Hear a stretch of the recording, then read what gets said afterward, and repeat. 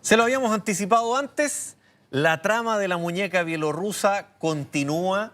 La audiencia de formalización de cargos se desarrolló hasta el día de ayer. Hoy no hay audiencia de formalización de cargos y se espera que a lo mejor entre lunes y martes ya podamos tener mayores antecedentes de qué va a pasar con las medidas preventivas que se tomen en contra de los imputados. Pero vamos a continuar esta conversación con don Mario Antonio Guzmán, que lo tengo aquí en el estudio, y también a Marisa Navarrete, ex fiscal que está conectada con nosotros. Marisa, ¿cómo estás?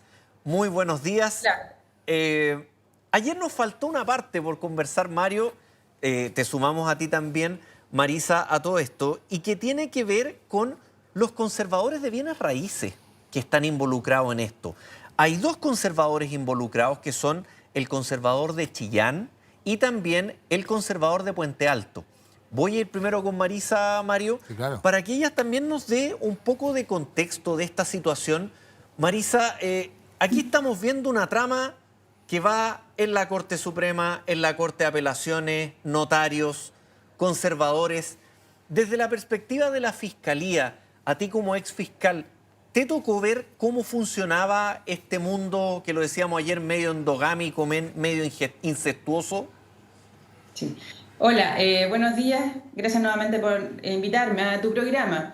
A ver, el tema de los conservadores es un tema bastante relevante en esta trama, ¿cierto? Que se le ha denominado muñeca bielorrusa, porque de los antecedentes que hemos conocido, escuchas telefónicas incluso, nos damos cuenta que, bueno, los conservadores en este caso han sido parte del ocultamiento de estos bienes, de estos dineros, evidentemente teniendo conocimiento del origen, porque recuerden ustedes que una de estas conversaciones dicen estos son coimeros, con otras Claro. palabras.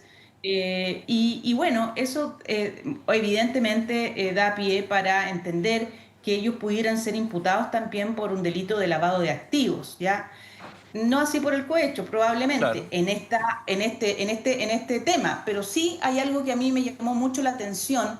Recuerden ustedes que Migueles, este sujeto que era, no sé, un operador, de alguna manera negociaba estos cargos judiciales, pero estos cargos judiciales, siempre la pregunta es ¿a cambio de qué? ¿A Claro. cambio de qué se hacen estas influencias? Porque hemos escuchado también de otros ministros que se sabe que todo esto hay, de alguna manera, personas que lo recomiendan, ¿cierto? Los padrinos, por El llamarlo de famoso alguna forma. besamano. Claro, pero yo diría que más que besamanos aquí, porque sucede que hay alguien que conversa con otros para que éste sea elegido. Pero bueno, hasta ese punto ya podríamos discutir si allí hay algo indebido o éticamente inadmisible. Lo que pasa es que es a cambio de qué. Y Claro. aquí nos hemos dado cuenta de que el cambio de qué es haber contratado supuestamente contratado, y la verdad es que haberle pagado mensualmente a Migueles durante bastante tiempo un supuesto sueldo por supuestas asesorías que él hacía. Y eso a uno le impresiona como simplemente el pago de haberme favorecido en mi nombramiento. Esa es la impresión. Evidentemente Claro. no han sido formalizados ellos, pero creo que por ahí va la línea de la fiscalía. No me había tocado nunca un caso de esta naturaleza y creo que yo creo que a la mayoría de los Sí. fiscales nunca le ha pasado. Pero estamos descubriendo la punta del iceberg tal vez, porque no vamos a ser tan ilusos de pensar que son solo estos casos lo que ha pasado. Claro. Y aquí, al igual que las platas políticas, pareciera ser que la hebra empezó a, digamos, sacar, a descubrir, a levantar el velo de una situación que ameritaría ser investigada a profundidad y no solamente el caso que hemos conocido. Claro. Marisa, si nos esperas un segundo, porque esto lo hablamos recién, Mario, fuera de cámara. Hay un titular acá de una nota que tengo del 13 de agosto del 2025 de Paulina Toro, Macarena Segovia, ambas periodistas. El titular es: jueza nombrada con apoyo de Ulloa y Hermosilla, votó por conservador que después transfirió 25 millones a la pareja de Ángela Vivanco. Sí, es en definitiva el trabajo investigativo de los colegas de CIPER, de los distintos... De la BOT de la también. BOT, Reportea, bueno, nosotros también está pasando. Es decir, hay una serie de periodismo independiente, podríamos plantear Claro. así, que está tratando de trabajar y dejar esto en claro. Demuestra que las conexiones de Ángela Vivanco desde su mundo de la política, hay que recordar eso también. Ella no es una jueza que viene del mundo judicial como Exactamente. la gran mayoría de los Exactamente. Y hay que recordar también a la gente que a fines de los años 90 se hizo una modificación, o a mediados de los años 90, una modificación en el Poder Judicial para tratar de airear al Poder Judicial, y con eso se trajo los denominados abogados externos. Los abogados externos que en algún minuto podríamos decir eran reputados académicos como Enrique Curi, Urbano Marín, Carlos Kinse-Miller. Uno tiene una idea de personas que venían desde la academia a aportar al Poder Judicial. Pero lo que sucedió es que luego el cupo del abogado externo genera un poco esta situación contaminante o De posiblemente que llegara contaminadora. gente de la política. Que llegue gente de la política, vinculada a Ángela Vivanco, a un sector específico, de la derecha, dicen muchos algunos, otros dicen de otro tipo de derecha, porque ella hasta en un Ella minuto trabajó con Frafra. trabajó con Francisco Javier Errázuriz, estuvo en ese partido, etcétera. Y La ahí unión de centro a centro progresista. exacto. Y ahí es donde se comienza a generar esta suerte de nueva endogamia, como le hemos denominado también, que un poco lo explicaba Marisa, que claro, una persona empieza a pagar favores después de que es designado. En el caso de los conservadores es una designación bien importante. En el caso de los notarios ya habíamos visto hace varias décadas que también ellos tenían vínculo con los políticos y muchas veces son hasta parejas o esposas o esposos de políticos. Por lo tanto, aquí la conexión es, Miguel es de una otra manera, según el relato de la Fiscalía, con todos los antecedentes que ha ido entregando hasta el día de ayer, se conectaba con estos conservadores y después les cobraba el favor a través de este lavado de activos. Al parecer sí. ¿Qué es lo que dice este reportaje de Paulina Toro y Macarena Segovia? Es que Hermosilla y Ulloa trabajan en la designación, trabajan me refiero, de una ministra en Chillán. Claro. Y esa ministra Que en sea Chillán, buena, que sea de este perfil. claro, etcétera. exactamente. Y esa ministra en la Corte de Chillán ayuda a que finalmente pueda llegar el conservador a Chillán, que es, si me pueden, Yamil Najle. Yamil Najle. Llega Yamil Najle al conservador de bienes raíces de Chillán. Y después empiezan estos pagos. Estos Es decir, pagos a espérate, Migueles. primero empieza una supuesta asesoría, Claro. que también es un poco lo mismo que ha hecho la Fiscalía en el relato hasta el día de ayer, de viajes Claro. de directivos de Movitec con justos viajes, justos. con- Empezó a viajar.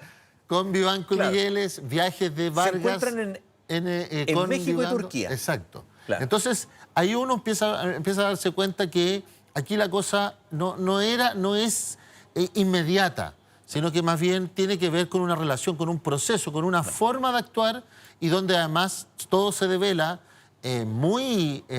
podríamos decir, crudamente, el día viernes, cuando uno de estos notarios, el señor Llaver, conservador de Puente Alto, habla con un notario de San Miguel. Claro.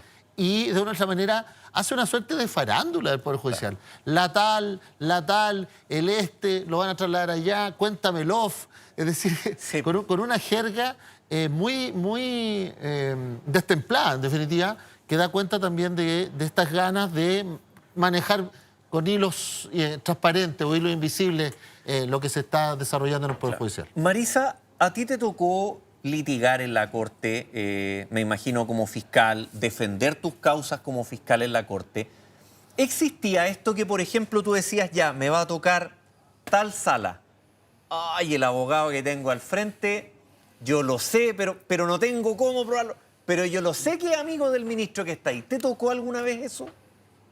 Sí, bueno, eso obviamente siempre ese tipo de asunto estaba presente cuando uno le correspondía alegar en la corte, y me corresponde porque ahora soy abogada penalista Claro. particular y pasa. Entonces tú sabías, hay personajes, unos de aquellos de los que hoy día está siendo formalizado, y el otro, que es Hermosillo derechamente, que también está formalizado por otros hechos.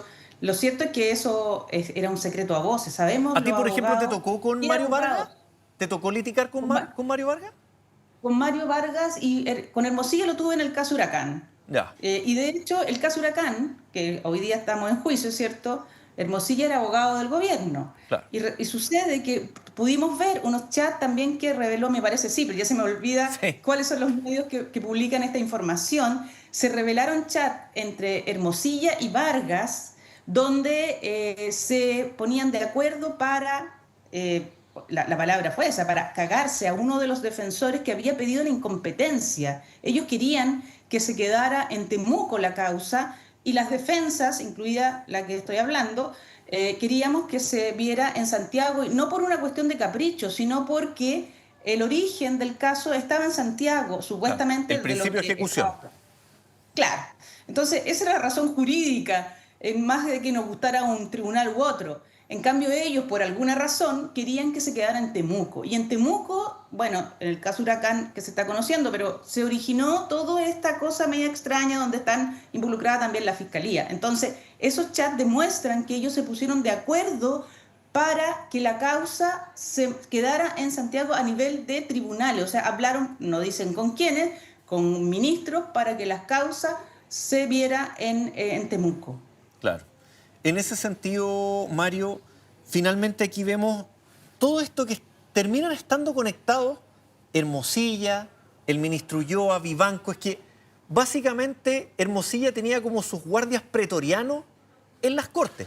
Sí, yo en eso también haría un punto. Yo creo que Luis Hermosilla lo que logró hacer algo más espectacular que eficiente muchas veces. Y eso tenía que ver, por ejemplo, con lo que cuenta Marisa con la Operación Huracán. Es decir, la Operación Huracán intentó ser una supuesta investigación perfecta, donde llegábamos a una tecnología increíble, donde se lograba desmoronar todo un aparataje en el mundo mapuche, supuestamente, y después nos dimos cuenta que era toda una mentira. Lo mismo sucedía... Perdón que te interrumpa, Mario. Está en juicio y eso de la mentira todavía no se resuelve. Lo digo porque pero... no podemos establecer una verdad cuando no hay una condena. Pero te digo, la investigación demostró que se falseó una cantidad de información respecto de un supuesto perito. Pero mira, claro, pero te invito a conocer cuando se falle, qué es lo que va a decir el tribunal en ese caso. Pero lo estoy poniendo no por el caso lo estoy poniendo cómo se ponen de acuerdo ellos para lograr objetivos que a ellos les interesan. Es que a eso mismo iba yo, Marisa. Eso mismo iba. Que más allá del caso Huracán. Más allá del caso, es decir, en el caso Huracán, Hermosilla supuestamente era el súper abogado del gobierno. Y hacía y deshacía. Y muchas veces, lo que comentan abogados como Marisa, otros ministros que tratan de decir, es esta persona, en definitiva, trae una arrogancia y viene a decirnos que tiene unas conexiones porque en ese tiempo no teníamos el audio que tuvimos. Claro. Y en ese tiempo era una suposición, era una manera de actuar, era un despliegue, un desplante que demostraba aquello. Y también ha sucedido en este caso en el mundo notarial. Muchas veces la idea de tener el acceso, de tener el teléfono, daba cuenta de esto. Por eso digo que... Finalmente Hermosilla terminaba haciendo eso. Claro, por eso digo, puede ser que sea mucho más espectacular que de fondo, pero también de fondo, lo que ha demostrado la investigación hoy de la Fiscalía, la investigación de la Fiscalía Oriente, los chats, los audios, es que las conexiones existían. Ahora, la eficiencia de las conexiones es lo que tenemos que todavía esperar que la investigación lo determine. Y como muy bien también decía Marisa, y también la Corte Suprema el otro día lo dijo de manera muy sosegada, pero lo dijo. No podemos descartar que otros ministros de la Corte Suprema hayan hecho lo mismo que Vivanco.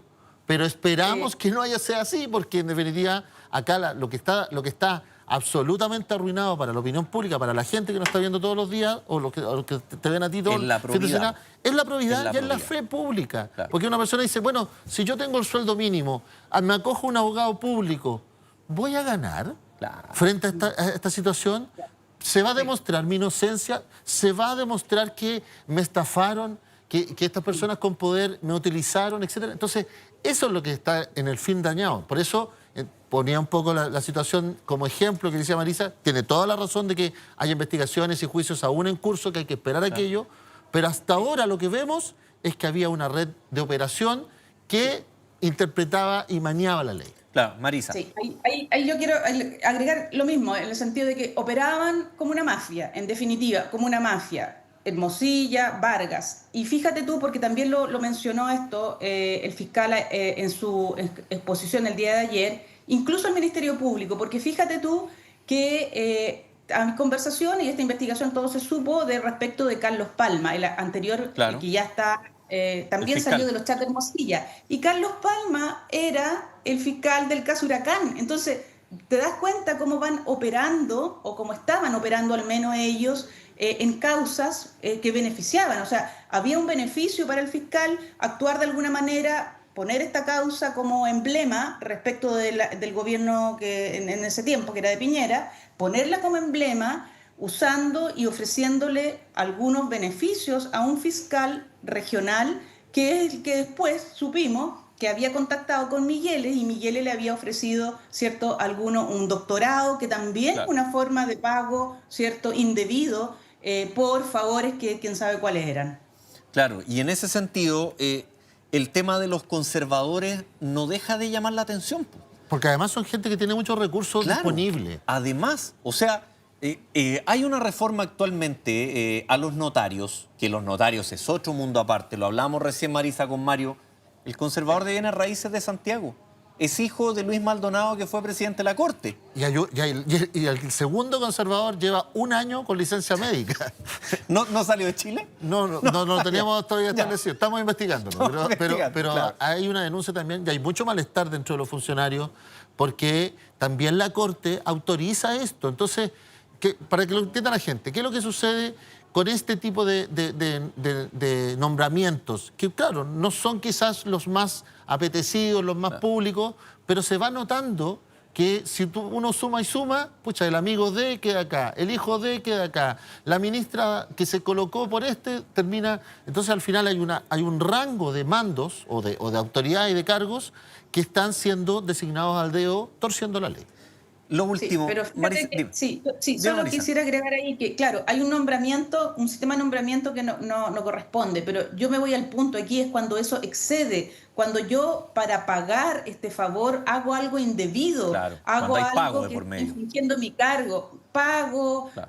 viajes, ofrecimiento de cualquier cosa que sea un beneficio para la persona. Incluso, como en este caso lo más grave, a lo mejor para un juez fallar en contra de otra parte porque está favoreciendo a la otra, eso es lo más grave que puede suceder. Entonces, hay que poner la diferencia. ¿De qué estamos hablando? Estamos hablando de las personas que para pagar los favores por su nombramiento hacen algo indebido y ahí está el delito, los delitos que se están investigando. Claro, y ahí está un poco lo que decía la ministra Vivanco, que lo conversamos ayer también, cuando la entrevistan afuera de su casa y ella dice, todos estos fallos fueron 4-1, 5-0, ¿por qué me están investigando a mí nomás? Sí, pues, pero es que en el caso suyo es donde hay una trazabilidad de dinero, de pagos de distintas cosas. Entonces, Claro, y ahí además, es donde está un poco el y además tema. uno debe entender de lo que dice Marisa también. Sí, claro, y uno debe entender un poco el funcionamiento de la Corte. Muchas veces la prominencia de un magistrado se hace notar. Claro. Y el caso lo tengo más o menos estudiado. Se sientan, mire, yo creo que hay que votar así y de otra manera influyen en el resto. También hay que entender un tema hasta de ánimo burocrático. A veces son tantas causas que tú ya tienes el tema más o menos visto, Claro. sí. Bueno, te seguimos y te apoyamos. Claro, aquí eso sí, hay 6 fallos de El tema, pero además, 7, lo creo. más grave, Lucho, y Marisa, yo creo que también en esto me corrobora, es que además la jueza Vivanco se encargó del pago. Claro. La jueza Vivanco estuvo muy preocupada y hoy también, por ejemplo, medios regionales en Atacama están apuntando a las ministras y ministros de la Corte de Apelaciones de Copiapó. Porque ellas, claro, bajo la lógica que me está llamando la jefa Sí, suprema, tengo que ejecutar el pago. Entonces se pagaron 4.000 millones, se pagaron otros 1.000 millones, se devolvió Cuando la hablas que garantía. está muy preocupada, el pago era de los pagos que tenía que realizarle Codelco a Velas Movitec. A Velas Movitec. Pero en eso, además rompiendo toda tradición, los ministros de la Corte Suprema jamás se han preocupado, o por lo menos lo que nosotros tenemos antecedentes, jamás se han preocupado de que a ti te paguen. Claro. Y esto te lo puedo relatar en el siguiente caso. A la primera familia de personas detenidas desaparecidas que el Estado le reconoció el daño patrimonial, el daño moral por la desaparición por agentes del Estado, se demoraron 1 año el Consejo de Defensa del Estado y Hacienda en pagarle a esa familia. Y aquí 1 año. fue velocísimo. Y aquí fue Tuvo velocísimo ningún porque ministro, tuvo ningún evidentemente, ministro, dice la además. Fiscalía, el pago significaba que también después me llegara a mí y yo tenía que viajar a Buenos Aires, tenía que viajar a Brasil, porque Marisa, evidentemente yo lo necesitaba. Marisa, para cerrar la última reflexión referente a prisión preventiva, ¿tú crees que hay altas probabilidades de que se pueda otorgar? Bueno, sí, porque no es solo el cálculo matemático de las penas que el cálculo matemático podría dar, porque son penas que como son varios, son dos al menos delitos de cohecho reiterado y además lado de activo, la sumatoria daría una pena superior a los 5 y 1, que es como el parámetro que se tiene. Pero a mí me parece especialmente aquí el carácter y gravedad de los delitos que se le imputan. Es decir, este es el caso más grave que hemos visto de corrupción judicial. Si, como dije en alguna oportunidad, podemos tener fiscales corruptos, podemos tener, no sé, defensores corruptos, pero no podemos tener jueces corruptos, porque son ellos los que van a decidir siempre. Y hoy día la legitimidad del sistema ha quedado en entredicho. Hoy día, con razón, las personas se preguntan, y uno que tramita como abogado, dice, bueno, ¿va a ganar esta causa si tengo al frente una empresa grande, un abogado grande? No lo sé, porque los abogados, que somos la mayoría de los abogados, somos honestos, trabajamos con las únicas armas que tenemos, que son las armas de la justicia, el derecho. En cambio, no tenemos esas influencias, no tenemos esos pagos, jamás hemos hecho eso. Y entonces, ¿cómo queda la justicia en este caso? Claro. Marisa, muchas gracias. Mario, muchas Gracias a gracias. ustedes, que estén muy bien, chao, nos vemos. Nos vemos. El lunes entonces vamos a saber qué es lo que pasa cuando continúe la audiencia de este caso conocido como la muñeca bielorrusa.